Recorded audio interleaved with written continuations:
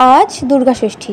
সকলকে দুর্গা ষষ্ঠীর অনেক অনেক শুভেচ্ছা জানাই। আশা করছি যে যেখান থেকে আমার ভিডিও দেখছেন সকলেই ভালো আছেন, সুস্থ আছেন। আমিও ভালো আছি, সুস্থ আছি।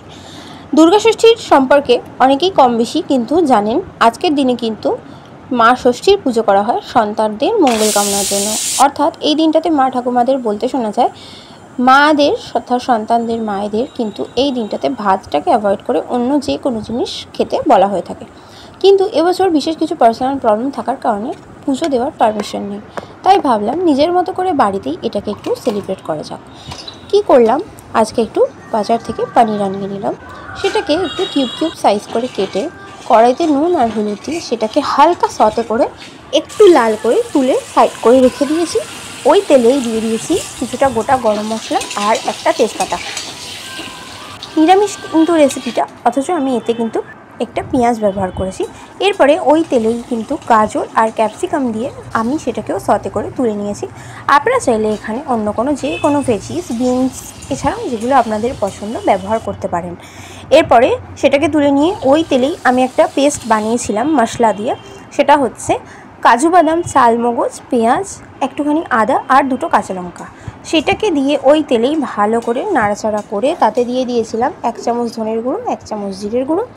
এরপর সামান্য সেটাকে নাড়াচাড়া করে আবার তাতে দিয়ে দিলাম স্বাদ অনুযায়ী নুন। দিয়ে ভালো করে কষে কষে যতক্ষণ না তেল ছাড়ে ততক্ষণ পর্যন্ত নাড়াচাড়া করে লো ফ্লেমে রেখে বেশ নাড়াচাড়া করে এটাকে একটু কষতে দিয়েছিলাম। এরপরে মশলাটা ভালো করে কষা হয়ে গেলেই কিন্তু আমার মশলা একেবারেই রেডি হয়ে যাবে। এই রেসিপিটা কিন্তু আপনারা যে কোনো রুটি, পরোটা, ভাত অথচ লুচি যে কোনোর সাথেই শেয়ার করতে পারেন। এরপর তেল ছেড়ে দিলেই পরিমাণ মতো জল দিয়ে, যেহেতু এটা গ্রেভি হবে, ঝোল হবে না, সেই কারণেই এতে পরিমাণ মতো জল দিয়ে সমস্ত সবজিগুলো 5 মিনিট মতো ফুটিয়ে নিয়ে একটু ঢাকা দিয়ে সেদ্ধ করে নেওয়ার পরে তাতে দিয়ে দিতে হবে সমস্ত পনিরটা।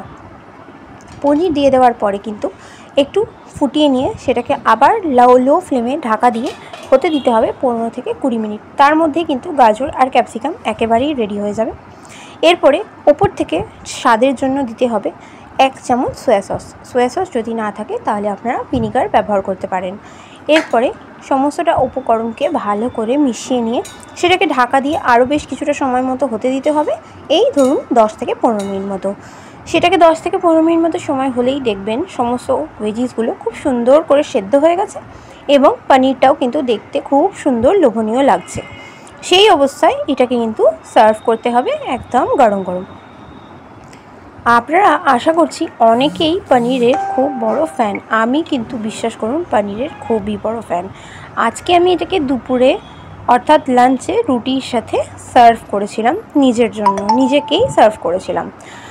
বিশ্বাস করুন আপনারা একবার এই রেসিপিটা বানিয়ে দেখবেন, ঠিক যেই রকম খেতে হবে ঠিক সেরকমই পনিরটা কিন্তু এত সুন্দর হবে, নরম, যে আপনারা খেয়ে আমাকে কমেন্টসে এসে থ্যাঙ্কস জানাতে কিন্তু ভুলবেন না।